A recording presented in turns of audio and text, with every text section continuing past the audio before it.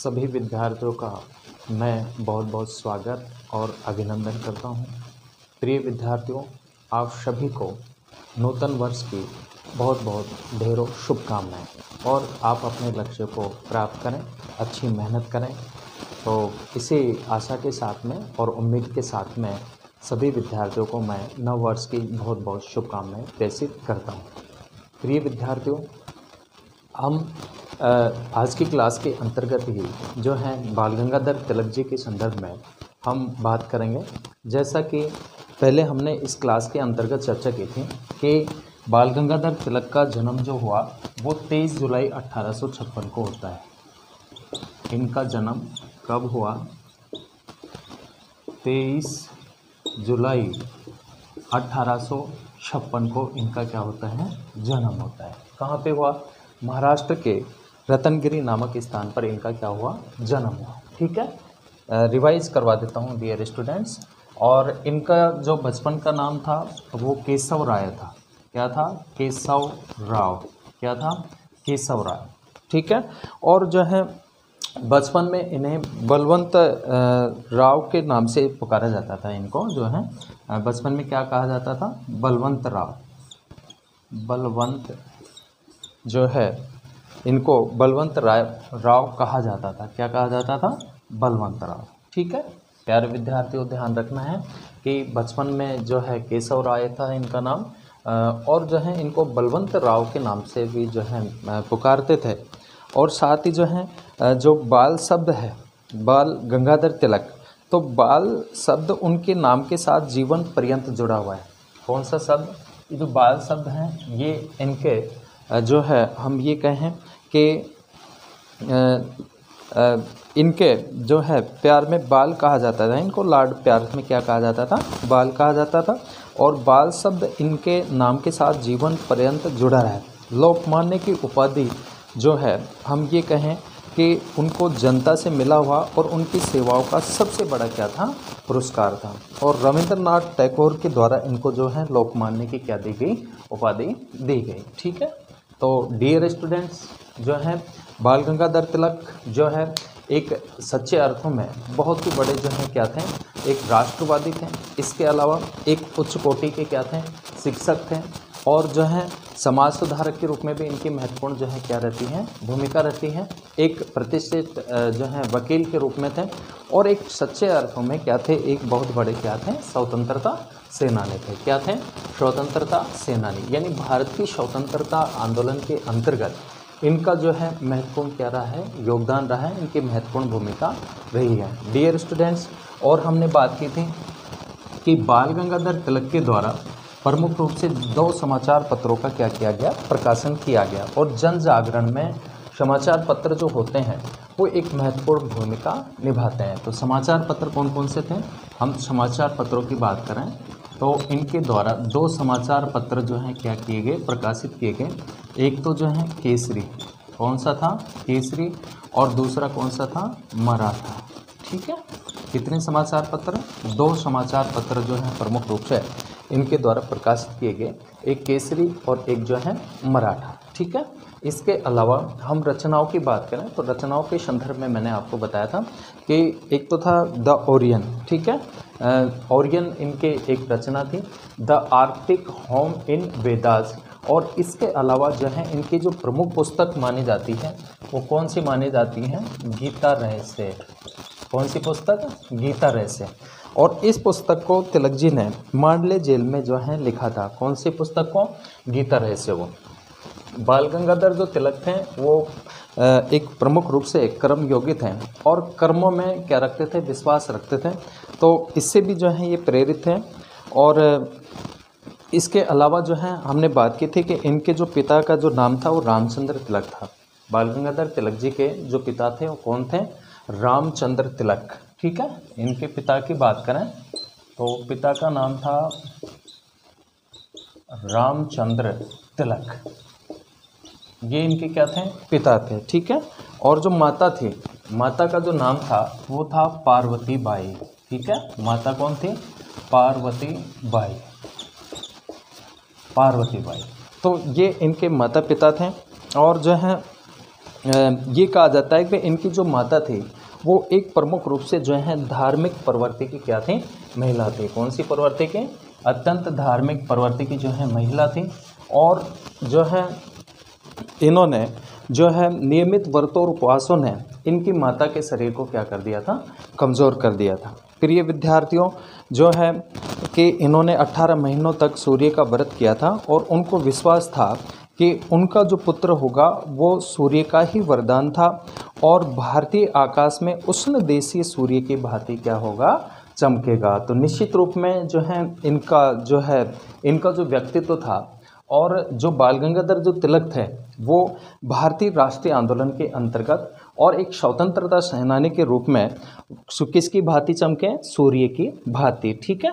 और हमने बात की थी कि जो है तिलक की 10 वर्ष के आयु के दौरान ही इनकी माता का क्या हो जाता है, देहांत हो जाता है। इसके बाद में जो है कि भाई 16 वर्ष की आयु में 1872 में बम्बई विश्वविद्यालय से इन्होंने मैट्रिकुलेशन यानी 10वीं की परीक्षा क्या की थी, उत्तीर्ण की थी। इसके अलावा ये उच्च कोटि के जो है बौद्धिक प्रतिभा के जो है धनी थे और गणित और संस्कृत इनके विशिष्ट रूप से क्या थे, प्रिय विषय थे। ठीक है। कौन कौन से? गणित और संस्कृत। इसके अलावा डियर स्टूडेंट्स, हमने बात की थी तिलक जी के संदर्भ में कि एक बाल गंगाधर तिलक जी शिक्षा शास्त्री हैं, इसके अलावा एक साहसी जो है पत्रकार हैं और एक उत्कृष्ट कोटि के तर्क शास्त्री भी थे, एक विद्वान विचारक और जो है दार्शनिक व्यक्ति थे। इसके अलावा जो है एक दृढ़ निश्चयी व्यक्तित्व के क्या थे, प्रमुख रूप से धनी थे। इसके अलावा एक व्यावहारिक जो है क्या थे, समाज सुधारक भी थे और इन्होंने धार्मिक परंपराओं, रूढ़ियों और इन अंधविश्वासों का प्रबल रूप से क्या किया, विरोध किया। और प्रमुख रूप से जो है ये दहेज प्रथा के प्रबल क्या थे, विरोधी थे। और डियर स्टूडेंट्स, इसके बाद में जो है कि आज़ादी के बाद में दहेज जो प्रथा अधिनियम बना 1961 में और इस प्रथा पर क्या लगी, रोक लगी। इसके अलावा जो है एक मानवतावादी भी थे, प्रमुख रूप से क्या थे, मानवतावादी भी थे। अकाल और प्लेग पीड़ितों की इन्होंने भरपूर क्या की थी, सहायता की थी। एक राष्ट्रवादी थे, राष्ट्रीय एकता के समर्थक थे, हिंदू मुस्लिम एकता का इन्होंने क्या दिया, संदेश दिया।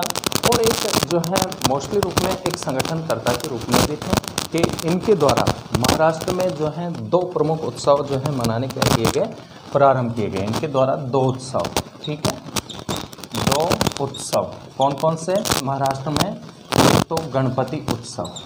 कौन सा उत्सव? गणपति। ठीक है, एक गणपति उत्सव और जो दूसरा था वो था शिवाजी उत्सव।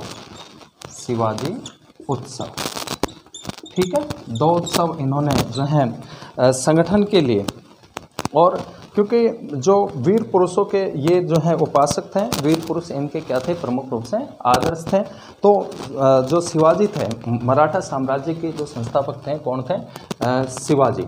और शिवाजी की जो है वीरता से ये प्रेरित हैं, तो इन्होंने जो है शिवाजी और गणपति 2 उत्सव जो है मनाना जो है प्रारंभ किया।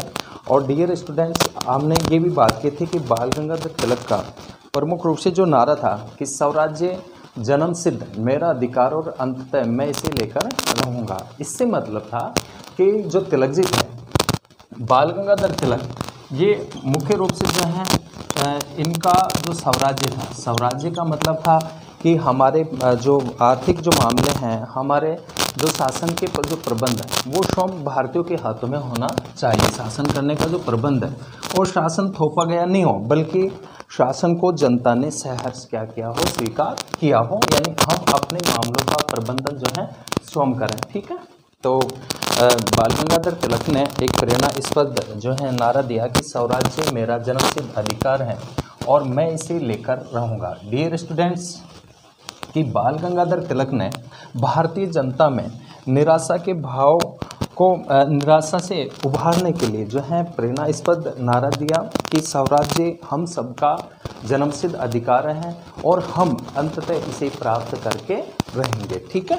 तो हमने इन विषयों पर जो है जनरली रूप में बात की थी। होम रूल भी जो है इनके द्वारा जो है चला गया था, और होम रूल का जो शाब्दिक जो अर्थ होता है किसका, होम रूल, NBCMG के साथ में होम रूल और होम रूल का जो जो इसका जो मीनिंग है, अर्थ है, इसका अर्थ होता है स्वशासन।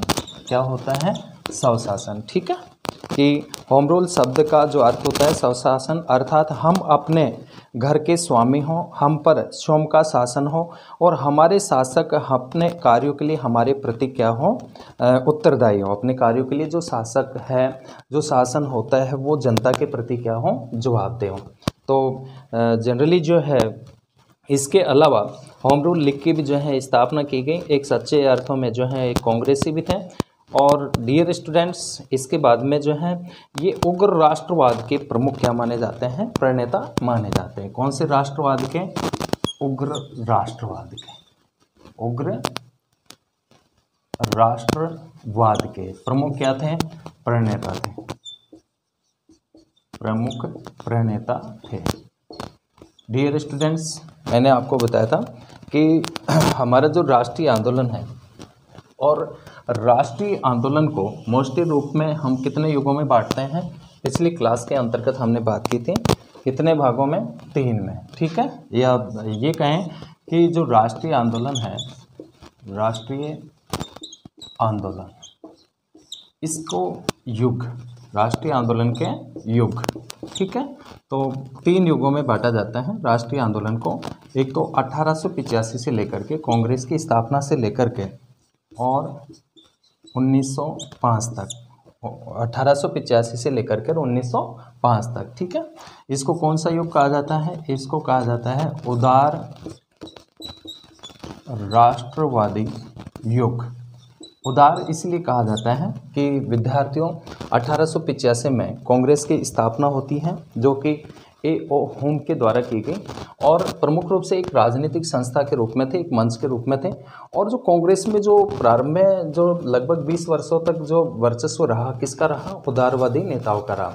और जो उदारवादी जो नेता थे प्रमुख रूप से, जैसे गोपाल कृष्ण गोखले, इसके अलावा सुरेंद्रनाथ जो है सुरेंद्रनाथ, इसके अलावा जो है जनरली उदारवादी जो है कौन कौन हो गए? सुरेंद्रनाथ, इसके अलावा जो है गोपाल कृष्ण गोखले हो गए।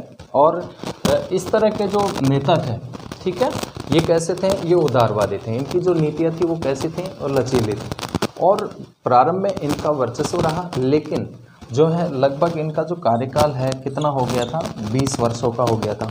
और इनके कार्यकाल के दौरान जो इनका जो राष्ट्रीय आंदोलन में जो थे इसके अंतर्गत कि ब्रिटिश सरकार के द्वारा कोई ठोस कदम नहीं उठाए गए। ठीक है, किसके द्वारा? ब्रिटिश सरकार के द्वारा।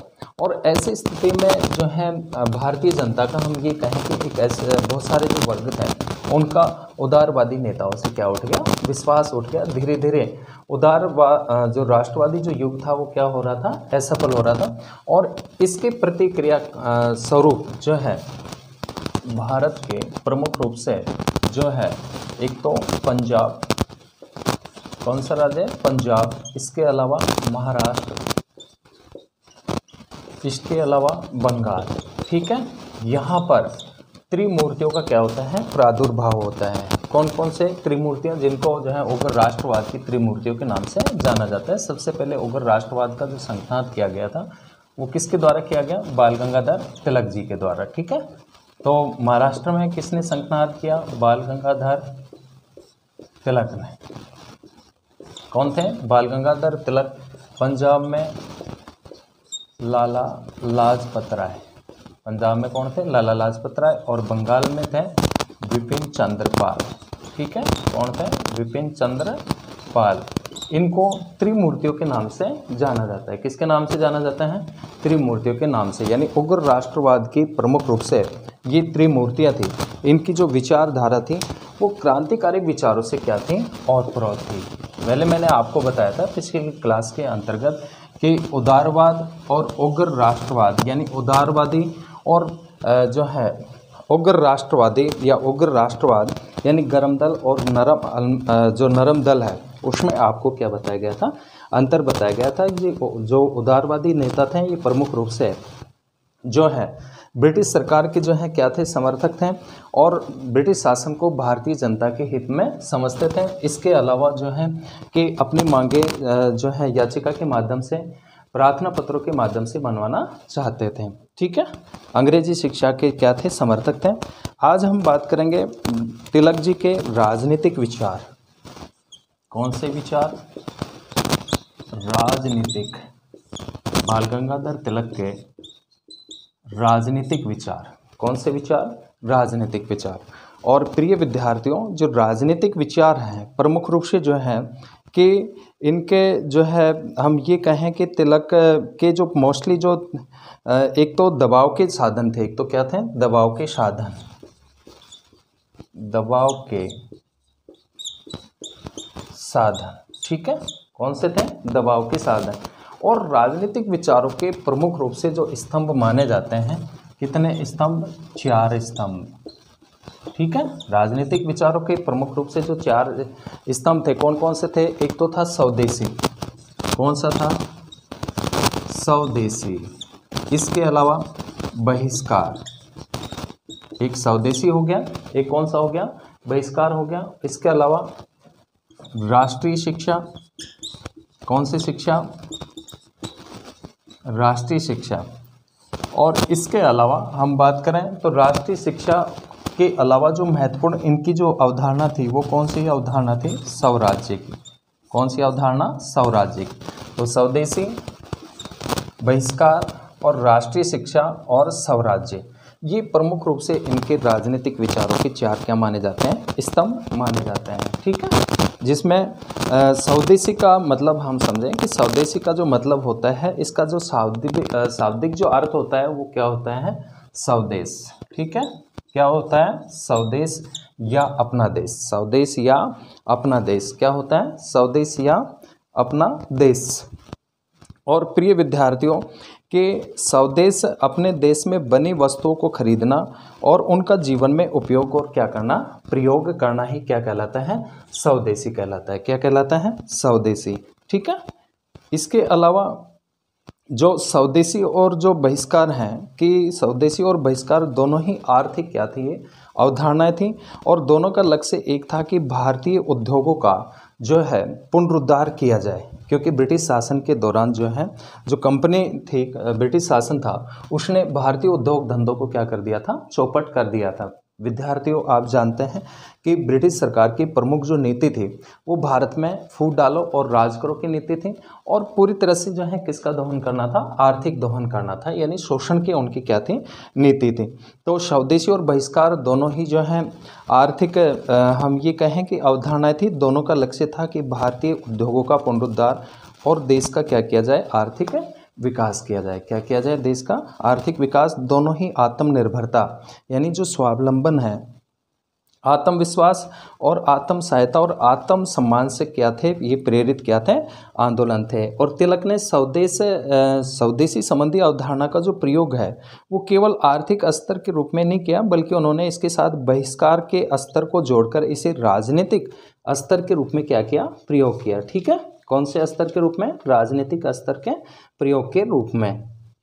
इसके अलावा डियर स्टूडेंट्स, राष्ट्रीय शिक्षा की तिलक अपने राजनीतिक जीवन के प्रारंभिक काल में कार्यों से क्या हो गए थे? जुड़ गए थे। और सबसे पहले इन्होंने अपने मित्र जो आगरकर थे और चिपलूणकर के साथ मिलकर के जनवरी 1880 में, ये आपको मैंने पहले बताया था कि